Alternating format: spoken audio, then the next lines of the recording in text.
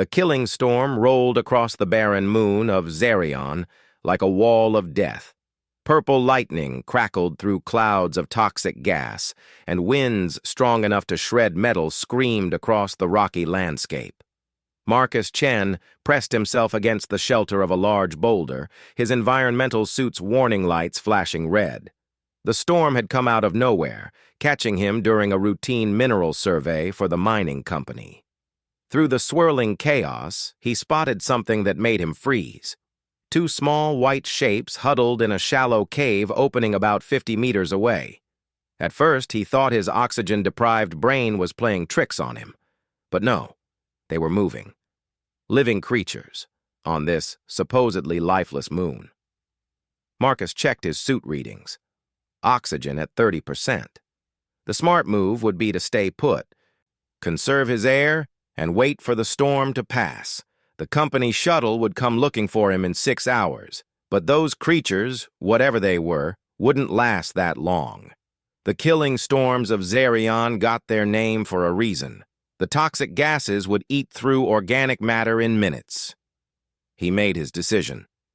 Marcus pulled out his emergency shelter kit, a compact device that could create a temporary protective dome. It was meant for one person, but maybe, just maybe, it could protect 3 smaller beings. He began to move, fighting against winds that threatened to lift him off his feet. The journey to the cave took everything he had. Twice, flying debris nearly knocked him down. His suit's outer layer began to show stress fractures from the corrosive atmosphere. But Marcus pressed on, driven by something deeper than logic. As he got closer, he could see the creatures more clearly, and his breath caught in his throat. Dragons. Actual dragons, though nothing like Earth's mythical beasts. These were small, about the size of house cats, with pale white scales that seemed to glow in the storm's eerie light. Their wings were folded tight against their bodies, and they trembled with each thunderous boom. Marcus reached the cave and quickly deployed his shelter. The dome expanded, creating a small pocket of safety. He gently scooped up the dragon hatchlings, surprised by how light they were.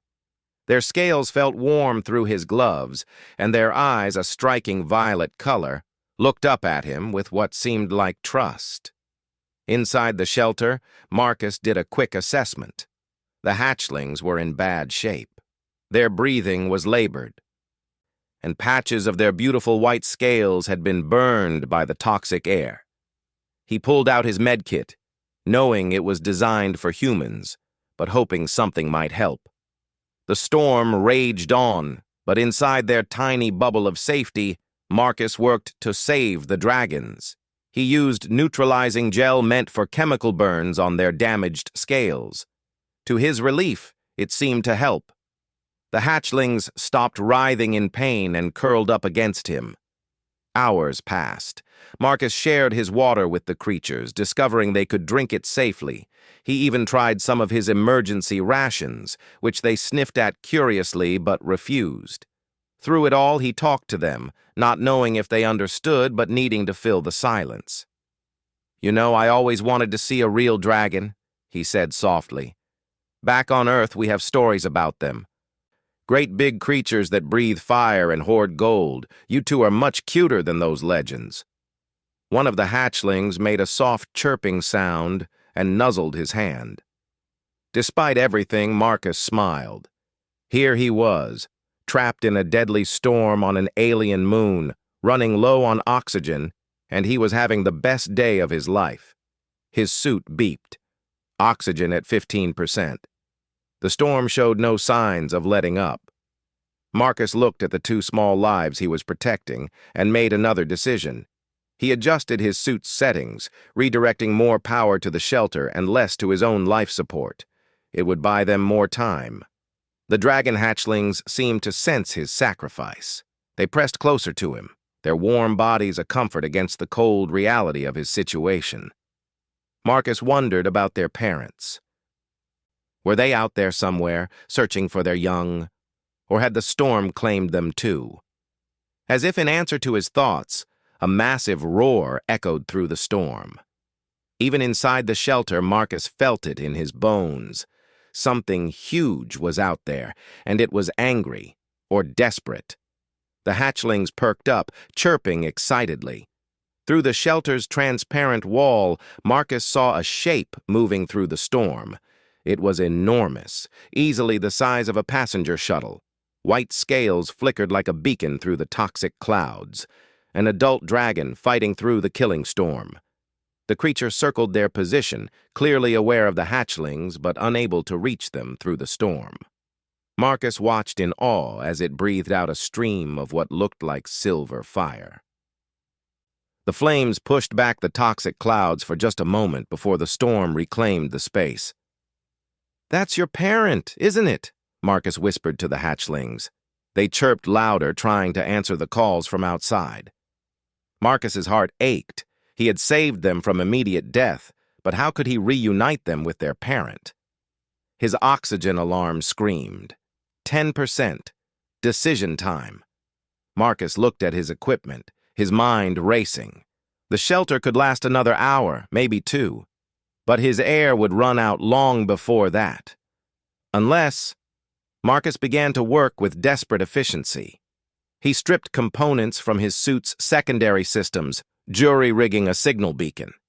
If he could modify the frequency to match the dragon's calls, maybe he could help them communicate. It was insane, but so was everything else about this day.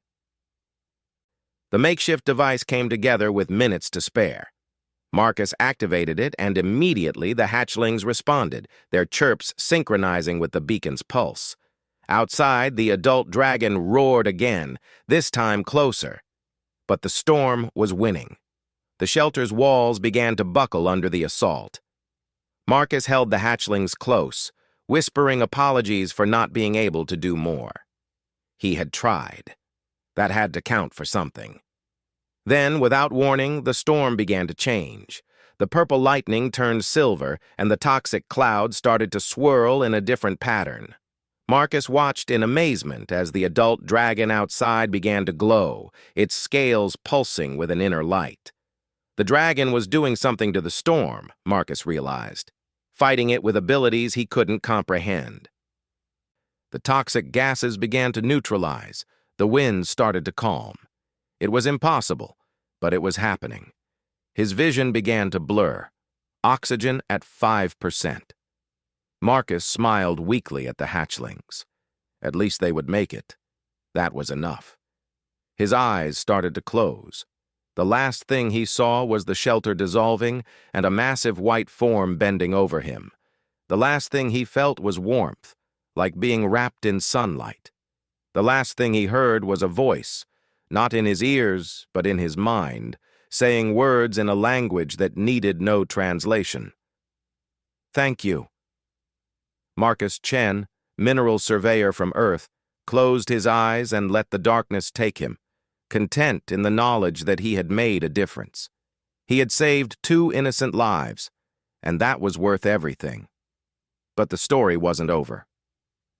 In the medical bay of the mining station, Marcus woke up to find 2 pairs of violet eyes watching him. The dragon hatchlings were there, along with their parent, a magnificent creature that somehow fit in the human-sized room. "How?" was all Marcus could manage. The adult dragon's voice rang in his mind again. "We are the Stellar Wings. We have lived on Zerion for millennia, hidden from your kind. You saved my children when you had every reason to save only yourself. Such selflessness deserves reward." Marcus learned that the dragons had brought him to the station, using their storm-controlling abilities to clear a path. They had saved him as he had saved them. But more than that, they wanted to establish contact with humanity. "Your species shows promise," the dragon mother explained. "Most would have left my hatchlings to die. You chose differently. Perhaps it is time for our kinds to know each other." The white hatchlings, now healed and playful, tumbled across Marcus's hospital bed. He laughed, the sound bright in the sterile room. He had gone out to survey rocks and had instead discovered a new intelligent species. Not bad for a day's work. The mining company executives were beside themselves when they learned about the dragons. First contact protocols were initiated, diplomats were called in, and suddenly Marcus found himself at the center of the biggest discovery in human history. But through it all, the dragon hatchlings stayed with him. They had bonded during those desperate hours in the storm. The mother dragon, who introduced herself as Siltharion, explained that such bonds were sacred to their kind. "You are their storm brother now," she said. "The one who stood between them and death. They will not forget, and neither will we." As the days turned into weeks, Marcus helped facilitate the meetings between humans and stellar wings. He learned that the dragons were ancient, wise, and possessed abilities that seemed like magic, but were actually complex manipulations of energy and matter. The killing storms, it turned out, were not natural. They were the result of an ancient defense system, meant to protect the dragons from a threat that no longer existed. Siltharion and her kind had been working to dismantle it for centuries. "With your technology and our abilities combined, we can finally end the storms," she explained to the assembled human and dragon representatives. "Zerion can become a place of life instead of death." Marcus watched the negotiations with pride. All because he had chosen compassion over self-preservation. The hatchlings, now growing rapidly, never strayed far from his side. They had names now, Starweaver and Moonwhisper, given in a ceremony that had made Marcus an honorary member of the Stellar Wing clan. The partnership between humans and dragons flourished. The storms were eventually tamed, turning Zerion into a habitable world. The dragons shared their knowledge of energy manipulation, advancing human technology by centuries. In return, humans offered their own innovations and, more importantly, friendship. Marcus continued to work with both species, becoming the first human storm warden, a title the dragons created just for him. He learned to read the weather patterns of a dozen worlds, to spot the signs of danger before they manifested. But his greatest joy remained the two white dragons who had started it all. Starweaver and Moonwhisper grew into magnificent adults, their albino scales making them unique even among their own kind. They chose to stay with Marcus, forming a team that handled the most dangerous rescue missions across known space.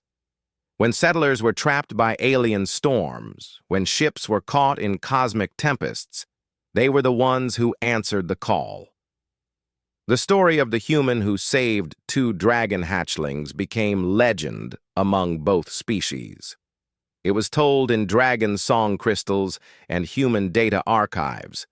It reminded everyone that sometimes the greatest discoveries came not from seeking profit or knowledge, but from simple kindness. Years later, as Marcus stood on an observation deck watching Starweaver and Moonwhisper practice their storm dancing, he reflected on that day. His oxygen had been running out, the storm had been killing everything it touched, and logic had dictated he save himself. He was very glad he hadn't listened to logic. Siltharion joined him on the deck, her massive form somehow graceful in the confined space. "Do you ever regret it?" she asked, knowing his thoughts as dragons often did. "Never," Marcus replied without hesitation. "Not for a second." "Good," the dragon mother rumbled with what passed for a smile. "Because they have something to tell you." Starweaver and Moonwhisper landed on the deck, their excitement palpable. Through the mental link they shared, they showed Marcus images of eggs, dragon eggs, nestled in a special chamber aboard their rescue ship. "We want you to be their guardian uncle," Moonwhisper said, her mental voice warm with affection. "To teach them as you taught us, that sometimes saving others is worth risking everything." Marcus felt tears in his eyes, from mineral surveyor to dragon uncle. Life had taken some strange turns. "I would be honored," he said. As the twin suns of Zerion set, painting the sky in shades of gold and crimson, Marcus Chen stood with his dragon family. The killing storms were a memory, replaced by gentle rains that nourished the growing forests below. all because one human had chosen to care.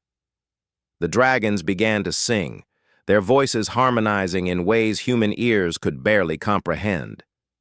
It was a song of gratitude, of friendship, of futures bright with possibility. Marcus closed his eyes and listened, feeling the vibration in his chest. He had saved 2 hatchlings in a storm. They had saved him right back, and together they had changed 2 civilizations forever. The song continued into the night, carried on winds that no longer killed, but instead brought life. And somewhere in the vast cosmos, other species heard it and wondered what magic could make dragons and humans sing as one. The answer was simple, though few would believe it. The magic was kindness, the power was choice, and the reward was family that transcended species, worlds, and the very stars themselves. 10 years had passed since that fateful day in the killing storm. The mining station on Zerion had transformed into a bustling colony, with crystalline dragon structures growing alongside human habitats. Marcus Chen stood in the Storm Warden Command Center, watching multiple screens showing weather patterns across the sector. A urgent alarm shattered the morning calm. Marcus's trained eyes immediately found the problem. A massive atmospheric disturbance was forming near the outer colonies, but this was no ordinary storm. The energy readings were off the charts, similar to the ancient killing storms, but somehow different. Starweaver and Moon Whisper materialized beside him, their white scales shimmering with concern. Through their mental link, Marcus felt their unease. "This storm feels wrong," Starweaver projected. "It tastes of intention, not nature." Before Marcus could respond, another alert came through. A colony ship carrying 5,000 humans and 200 dragons had sent out a distress signal. They were caught directly in the storm's path, their engines failing. "We need to move," Marcus said, already heading for their specially modified rescue vessel, the Harmony Bridge. The ship was a marvel of human-dragon cooperation, combining human engineering with dragon storm control technology. As they launched, Siltharian's voice echoed in their minds from the planet below. "Be careful, my children. I sense something ancient in this storm, something that should not exist." The journey to the distressed colony ship took them through increasingly violent space. The storm was unlike anything in Marcus's experience. Where killing storms were chaotic but natural, this tempest moved with purpose, reaching out with tendrils of energy that seemed to search for something. "There!" Moon Whisper called out. Through the view screen, they could see the colony ship Hopeful Journey, spinning helplessly in the storm's grip. Its hull was already showing signs of damage, and escape pods were beginning to launch, only to be swallowed by the tempest. Marcus initiated the Harmony Bridge's unique systems. Dragon-designed energy shields flickered to life, creating a bubble of calm around their ship. "Starweaver, Moon Whisper, I need you to extend the shield. We're going to push through to the colony ship." The twin dragons took their positions at special interface points, their scales beginning to glow as they channeled their power through the ship's systems. The shield expanded, pushing back against the storm. That's when they saw them, shapes moving within the storm, deliberate and predatory. Not debris caught in the winds, but living beings that seemed to swim through the chaotic energy like fish through water. "Storm Devourers," Moon Whisper gasped, a name from ancient dragon memory. "But they were destroyed millennia ago. Our ancestors made sure of it." Marcus processed this information while maneuvering closer to the colony ship. Storm Devourers, according to the fragments of legend he'd heard, were creatures that fed on energy and chaos. They had been the reason for the killing storm defense system in the first place. "Looks like your ancestors missed a few," Marcus said grimly. "How do we fight them?" "We don't," Starweaver replied. "We survive them." The rescue operation became a desperate dance. Marcus piloted with skills honed by a decade of storm running, while the dragons maintained their shield. They reached the colony ship and began evacuating passengers through emergency docking tubes. Humans and dragons crowded onto the Harmony Bridge, far exceeding its recommended capacity. Children of both species huddled together, their fear palpable. Marcus made quick decisions, converting cargo bays into temporary shelters. A massive impact rocked the ship. Through the view screen, Marcus saw a storm devourer attached to their hull, its writhing form trying to drain their shields. It was huge, easily half the size of their ship, with a body that seemed to shift between solid and pure energy. "Can't hold the shield much longer," Starweaver warned, strain evident in her mental voice. Marcus's mind raced. They couldn't fight, couldn't run with all these passengers, and their shields were failing. He needed a different solution. Then he remembered something Siltharion had taught him about dragon philosophy. Sometimes the answer wasn't to oppose a force, but to redirect it. "Everyone listen carefully," Marcus broadcast throughout the ship. "I need every dragon on board to link with Starweaver and Moonwhisper. Don't try to fight the storm. Instead, sing to it." It was a desperate plan based on half-understood dragon lore. Dragons didn't just control storms through force, they harmonized with them. If storm devourers fed on chaos, what would happen if the chaos became ordered? The dragons began to sing, their voices joining in a complex harmony that resonated through the ship's hull. At first, nothing happened. Then, slowly, the storm around them began to change. The chaotic energy started to form patterns, swirling in complex but predictable ways. The storm devourer on their hull released its grip, confused by the sudden change. Without the chaos to feed on, it began to weaken. Other devourers throughout the storm showed similar distress. "It's working," Moonwhisper said, amazement coloring her thoughts. "But I can feel them adapting. We need something more." Marcus had an idea. A terrible, dangerous idea that went against every safety protocol he'd ever learned. "Link me into the song," he said. "What?" Starweaver's shock was evident. "Marcus, human minds aren't designed for direct dragon linking. It could kill you." "We're all dead if we don't try something new," Marcus replied. "You dragons taught us that sometimes the impossible is just another problem to solve." The colony ship passengers watched in awe as Marcus placed his hands on the dragon interface, opening his mind to the alien harmonies. The sensation was overwhelming, like trying to understand a symphony while being one of the instruments. But Marcus had spent 10 years working with dragons, learning their ways. He couldn't match their power, but he could add something they couldn't: human creativity and unpredictability. Where dragon song was ancient and structured, Marcus introduced jazz-like variations, mathematical sequences from human music theory. The effect was immediate and dramatic. The ordered storm began to pulse with new rhythms, patterns that no storm devourer had ever encountered. The creatures, unable to adapt to this fusion of dragon and human harmony, began to flee back into deep space. Marcus felt his consciousness stretching, touching minds throughout the ship.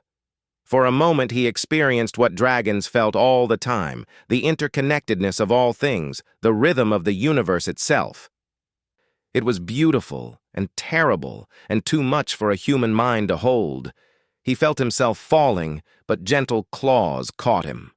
Starweaver and Moonwhisper pulled him back, their mental presence wrapping around his consciousness like a warm blanket. Through their link, he felt the gratitude of every dragon on the ship, and something more: acceptance. He wasn't just a friend to dragons anymore. In that moment of shared harmony, he had become something new. When Marcus regained full consciousness, they were back at Xerion. The colony ship passengers were safe. The storm devourers had vanished into whatever dark corner of space they'd emerged from, and the sector was buzzing with news of the rescue. But in the Dragon Council chambers, the mood was somber. The return of the Storm Devourers meant that ancient dangers were stirring. The universe was becoming a more dangerous place. "We need to prepare," Siltharion addressed the assembled humans and dragons. "The Devourers were just scouts. If they've survived all these millennia, there will be more." Marcus, still recovering from his mental ordeal, stood with Star Weaver and Moon Whisper. "Then we prepare together," he said. "Human innovation and dragon wisdom. We've proven they can't stand against our combined harmony." The weeks that followed were intense. Human scientists worked with dragon lore keepers to understand the Storm Devourers. They discovered that the creatures were older than either civilization had imagined, predating even the ancient dragons by eons. More troubling were the reports coming in from the frontier. Ships were disappearing, entire outposts going silent. When scout ships investigated, they found only traces of the strange storms and an energy signature that chilled everyone who understood its implications. The Storm Devourers weren't just random survivors. They were organized, and they were hunting. Marcus threw himself into developing new defenses. Working with human engineers and dragon craftsmen, they created a new class of vessels, harmony runners, ships designed specifically to channel the combined powers of both species. The first test of these new ships came sooner than expected. A distress call came from the dragon world of Crystalholm, where ancient archives held the complete history of the First Devourer War. The storms were already forming around the planet when the Harmony Runner fleet arrived. Marcus commanded the lead ship with Star Weaver and Moon Whisper as his primary partners. Around them, dozens of similar vessels took position, each crewed by human dragon teams who had trained together. The Storm Devourers emerged from the tempest like nightmares given form. There were hundreds of them, far more than anyone had feared. But as they attacked, they met something unprecedented in their ageless existence, prey that fought back with unified purpose. The battle was unlike anything in recorded history. Human tactical genius merged with dragon power, creating strategies that neither species could have conceived alone. Ships danced through the storms, their harmonic shields not just defending but actively disrupting the Devourer's essence. At the climax of the battle, when it seemed the Devourers might overwhelm them through sheer numbers, something extraordinary happened. The dragons of Crystalholm, inspired by the harmony they witnessed, began to sing. Their song was picked up by every dragon in the fleet, then by dragons on nearby worlds who heard it through the cosmic resonance. Humans, unable to join the song directly, instead used their technology to amplify and broadcast it. Communications arrays, sensor grids, even mining equipment was repurposed to spread the harmony across space. The effect on the Storm Devourers was devastating. Creatures that had existed since before the stars were young found themselves faced with something entirely new, a harmony that spanned species and worlds, order imposed not through force but through cooperation. One by one, the Devourers dissipated, their energy forms unable to maintain cohesion against the unified song. As the last of them vanished, a silence fell across the battlefield, broken only by the gentle hum of engines and the soft mental whispers of exhausted dragons. The victory at Crystalholm marked a turning point. The Storm Devourers continued to appear, but never again in such numbers. Each encounter taught the Alliance new ways to combine their strengths, new harmonies that pushed back the chaos. Marcus, now recognized as the first human storm singer, established training academies where humans learned to safely interface with dragon harmonies. Not everyone could do what he did, but many could contribute in their own ways. Star Weaver and Moon Whisper became legendary figures, their white scales a symbol of the unity between species. They led expeditions into the deep void, searching for devourer nests and neutralizing them before they could threaten inhabited space. Years turned into decades. The threat of the Storm Devourers gradually diminished, but the bonds forged in those battles remained strong. Human and dragon civilizations grew ever closer, their technologies and philosophies intertwining in ways that made both stronger. Marcus, now older but still vital thanks to dragon healing techniques, often returned to Zerion. He would stand where his journey began, where a simple mineral surveyor had made a choice that changed everything. On one such visit, he found himself surrounded by young ones, both human and dragon, eager to hear the story again. As he told them about the killing storm and two small albino hatchlings, he noticed Starweaver and Moonwhisper watching from nearby, their own offspring playing at their feet. "Uncle Marcus?" one young dragon asked. "Were you scared when you saved them?" Marcus smiled. "Terrified, but being scared isn't what matters. What matters is what you do despite the fear." "Would you do it again?" a human child asked. "Every time," Marcus answered without hesitation. "Every single time." As the children dispersed to play, Siltharion approached. The ancient dragon had aged gracefully, her scales carrying the wisdom of centuries. "The universe tested us," she said, "first with storms of nature, then with storms of malice. Both times we prevailed because one human chose compassion over safety." "It wasn't just me," Marcus protested as he always did. "No," Siltharion agreed, "but you were the first. The one who showed us that different species could be more than allies. They could be family." That night, as the moons of Zerion rose over a world transformed, Marcus joined in the evening harmony. His human voice, modified by years of practice and dragon techniques, blended with the great song that now connected worlds. Somewhere in the vast cosmos, other species heard that song and wondered. Some would eventually seek out its source, adding their own voices to the harmony. The universe was vast and often dangerous, but it was no longer quite so lonely. And it all started with one human, two albino dragon hatchlings, and a choice made in the heart of a killing storm. The simplest acts of kindness, Marcus had learned, could echo across the stars and change the destiny of civilizations. The storm had been killing, the human had been kind, and in that intersection of danger and compassion, the future had been born. 50 years after that first storm, Marcus Chen sat in a garden that shouldn't exist. The crystalline trees bore fruit that glowed softly in Zerion's twilight, while flowers that combined earth genetics with dragon cultivation techniques perfumed the air. His hair had long since turned white, but his eyes remained sharp, especially when watching his greatest joy, the children. Today's lesson was special. Hundreds of young beings had gathered, human and dragon youth sitting together as naturally as if there had never been a time when their species didn't know each other. Among them were his special pride, Cosmos and Nebula, Starweaver's twins, their scales an even paler white than their mother's, and their adopted human sister Sarah, who had been orphaned in a pirate raid and raised by the dragon family.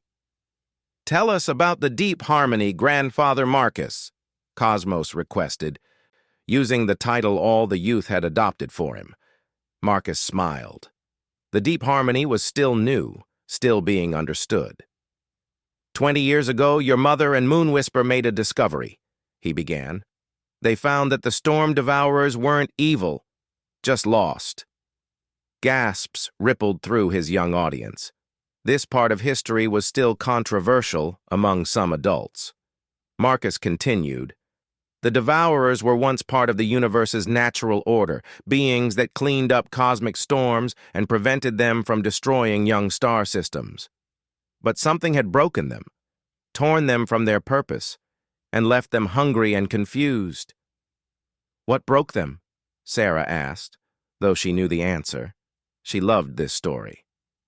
"We don't know for certain," Marcus admitted. "But your mothers found a way to heal them. Not destroy them, but restore them to what they were meant to be. It took a harmony deeper than anything we'd attempted before. Not just dragons and humans, but devourers too, welcomed back into the cosmic song. He was about to continue when alarms began sounding across the settlement. Not the harsh blare of attack warnings, but the deep, resonant tones that meant something significant was happening. Marcus stood, his old bones protesting, and saw Starweaver and Moonwhisper descending from the sky, their expressions grave. "What is it?" Marcus asked through their mental link. "Ships have arrived at the edge of the system," Starweaver replied. "Ships like nothing we've ever seen. They're singing, Marcus, singing in harmonies we don't recognize." Within hours, the entire alliance was mobilized. The mysterious fleet held position at the system's edge, making no aggressive moves but also not responding to any communication attempts. Their songs continued, complex melodies that the best dragon interpreters couldn't fully understand. Marcus, despite protests about his age, joined the diplomatic vessel that went to meet them. Starweaver and Moonwhisper flanked him, along with Sarah, who had become one of the youngest but most gifted harmonic interpreters. As they approached, the alien ships came into clear view, and Marcus heard dragons across the fleet gasp mentally. The vessels were beautiful, organic-looking constructs that seemed grown rather than built. They pulsed with inner light, and their song grew stronger. "I can almost understand it," Sarah said, her eyes closed in concentration. "They're searching? Calling for something lost?" Then one of the alien ships extended what looked like a crystalline bridge toward their vessel. Marcus made the decision that had defined his life. "We go meet them," he said. "Starweaver, Moonwhisper, Sarah, with me. Everyone else maintain defensive positions, but take no aggressive action." The walk across the crystalline bridge felt like stepping through a dream. The alien ship's interior was a wonder of bioluminescent passages and chambers that resonated with their song. At the center, they found them. The beings were unlike anything in known space. They seemed to exist partially as energy, partially as matter, their forms shifting between states. When they spoke, it was through harmony itself, their meaning flowing directly into the minds of those present. "We are the resonance," they sang. "We have searched for eons, following the echoes of our lost children. You call them storm devourers. We call them the broken chorus." Understanding dawned like sunrise. Marcus stepped forward, his aged form steady. "We've been healing them," he said, "teaching them to sing again instead of devour." The resonance harmony shifted, carrying tones of joy and disbelief. "Show us," they requested. What followed was the greatest gathering in recorded history. Ships and beings converged from across human-dragon space. The resonance watched in wonder as humans and dragons demonstrated the deep harmony, calling to the healed devourers who now served as cosmic guardians. One by one, beings that had been lost for millennia answered the call. They came not as the terrifying storm monsters of old, but as graceful entities of controlled energy, their songs adding new depth to the harmony. The resonance wept, if beings of energy could weep. "Our children," they sang, "broken in the ancient wars, lost to madness and hunger. We thought them destroyed forever." "Nothing is forever lost if someone cares enough to help," Marcus said, thinking of two small hatchlings in a storm so long ago. The reunion was cosmic in scope. Resonance embraced their healed children, their combined songs creating aurora-like displays across space. But more than a reunion, it was a revelation. The Resonance had technologies and knowledge that dwarfed even the Dragon-Human Alliance. "You have done more than heal our children," the lead Resonance sang to Marcus. "You have shown that harmony can bridge any gap, heal any wound. We have watched civilizations for eons, waiting for one that could understand this truth. You began with saving 2 lives in a storm. That act has echoed across time and space, creating ripples we felt in distant galaxies. They offered to share their knowledge, to bring the Alliance into a greater community of spacefaring species. But first, they had a warning. There are forces in the universe that feed on discord as our broken children fed on storms, they sang. They have noticed your harmony, and they come to silence it. The greatest test of your unity approaches. As if summoned by their words, space itself began to tear. Ships emerged from wounds in reality, vessels that seemed to be made of crystallized suffering. The discord bringers had arrived, drawn by the very harmony that had healed so much. The battle that followed made all previous conflicts look like gentle disagreements. The discord bringers didn't attack with weapons, but with chaos itself. They projected confusion, mistrust, and hatred, trying to shatter the bonds between species. Marcus felt their assault on his mind, whispers trying to convince him that dragons had manipulated humanity, that the Alliance was a lie. Around him, he saw others struggling with similar assaults. Some human crews turned on their dragon partners. Some dragons lashed out in suddenly remembered ancient grudges. But then Sarah began to sing. The young woman who had been raised by dragons, who carried both human creativity and dragon wisdom, created a new harmony. It wasn't the complex ancient songs of dragons or the mathematical progressions of humans. It was something simpler, purer, the song of family. Cosmos and Nebula joined their sister, their voices blending perfectly. The three had grown up together, and their bond was unshakable. Their harmony spread, reminding others of what truly mattered. Marcus added his voice, cracked with age but still strong with conviction. He sang of choosing to save strangers in a storm. Starweaver and Moonwhisper harmonized with memories of a small human sharing his last oxygen to keep them alive. The song grew. Healed devourers sang of redemption.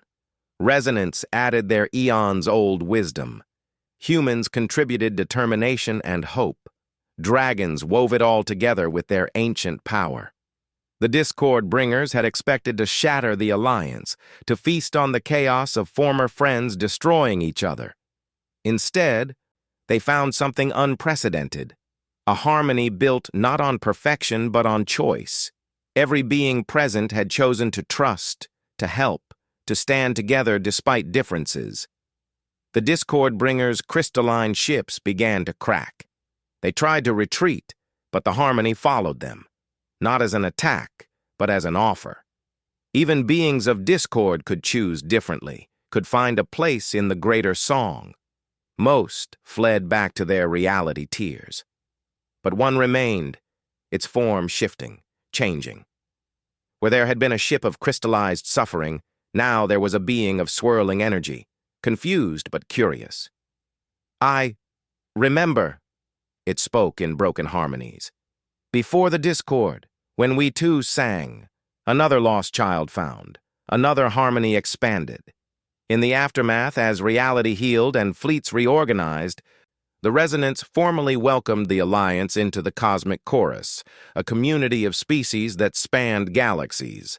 But they insisted that humanity and dragons lead a new initiative, finding and healing the broken, the lost, the discord bringing. You have the gift, they explained, not just of harmony, but of teaching harmony to others. It started with one act of kindness and has grown to reshape the cosmos. Marcus stood before the assembled multitudes, representatives of more species than he could count. His body was old, kept functioning by dragon healing and now resonant restoration, but his spirit had never been stronger. 50 years ago, I was just a mineral surveyor, he said, his voice carried across space by harmonic amplifiers. I saw two creatures in need and made a choice. That choice led to all of this. But it wasn't my choice alone that mattered. It was Starweaver and Moonwhisper choosing to trust a strange alien. It was their mother, Siltharion, choosing to see potential in humanity. It was every human and dragon who chose cooperation over conflict, understanding over fear. He paused, seeing the young ones watching him with bright eyes. The universe is vast and often dangerous. There will always be storms, always be discord, always be those who are lost and broken. But there will also always be a choice. Choose kindness. Choose to help. Choose to trust. The echoes of those choices will ripple across eternity. The celebration that followed lasted days. Songs were composed that would be carried to distant galaxies. Treaties were signed that would bring peace to war-torn sectors. But for Marcus, the greatest joy was smaller and more personal. He sat in the garden again, surrounded by his vast extended family. Star Weaver and Moon Whisper curled nearby, their scales still brilliant white after all these years. Their children and grandchildren played with human youth, the sound of their laughter a harmony all its own. Sarah approached, now grown and carrying a child of her own. "Grandfather Marcus," she said, "I've been accepted to the Resonant Academy. I'll be gone for years, learning harmonies we can barely imagine." Marcus smiled and took her hand. "I'm proud of you. Bring back what you learn. Share it. That's how we grow." As the stars came out, Marcus reflected on a life impossibly full. From mineral surveyor to storm warden to harmonic diplomat to grandfather of a new age. All because he'd chosen to save 2 hatchlings in a storm. "Do you ever wonder," Moon Whisper asked softly, "what would have happened if you'd made a different choice that day?" Marcus shook his head. "No, because in every universe where I had the chance to save you, I would. Some choices are so right that they echo across all possibilities." A new song began, started by the youngest children and picked up by adults of every species present. It was simple, beautiful, and spoke of hope for tomorrow. Marcus closed his eyes and listened, feeling the vibration of unity that now connected countless worlds. The killing storm had been the beginning, but the harmony, the choice to save rather than abandon, to trust rather than fear, to unite rather than divide, that was eternal. As Marcus Chen drifted off to sleep in his impossible garden, surrounded by his impossible family, the harmony continued. It spread from world to world, galaxy to galaxy, carrying a simple message. In the face of any storm, choose kindness. The universe was listening, and learning, and singing along. Years later, when Marcus finally passed, it was peaceful. He died as he had lived, surrounded by love that transcended species. His funeral was attended by billions, in person and through harmonic connection. Humans, dragons, resonants, healed devourers, and even a reformed discord bringer sang him to his rest. But his legacy lived on, in every rescue performed by human-dragon teams, in every lost species welcomed into the harmony, in every choice made for compassion over safety, for trust over fear. Star Weaver and Moon Whisper continued his work, their white scales becoming a symbol across the cosmos. The Marcus choice, beings would say when faced with difficult decisions. What would the mineral surveyor do? The answer was always the same. He would help. He would choose kindness. He would trust in the possibility of harmony. And so the universe grew a little brighter, one choice at a time. All because once, long ago, a human had saved 2 albino dragon hatchlings from a killing storm. The storm had ended. The kindness never would. In schools across 1,000 worlds, children learned the true lesson. Greatness isn't about power or knowledge or strength.